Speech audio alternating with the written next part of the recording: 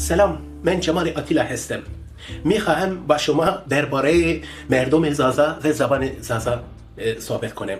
تا حالا همچین چیزی شنیدید؟ امروز 30 آپریل است، روز زبان زازاکی. شاید بپرسید آیا این زبان زازاکی دیگه از کجا پیدا شد؟ اجازه بدید توضیح بدم.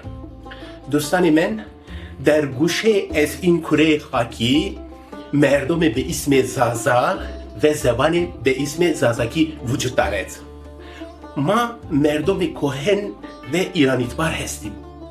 امروز ما بیشتر در شرق ترکیه زندگی میکنیم. به دلایل پیچیده تاریخی ما برای مدت طولان در سایه مانده ایم. برای مدت طولانی ما را اشتباه معرفی کردند. ما را یا ترک یا کرد می نامیدند، اما ما هیچ کدام از آنها نیستیم. ما زازا هستیم.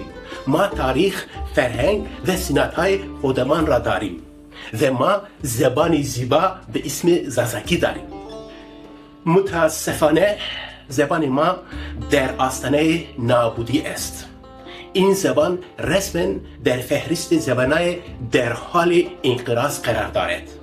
به همین دلیل امروز این درخواست را از شما دارم.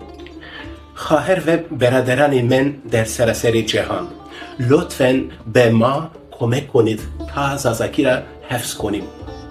این پیام را پخش کنید.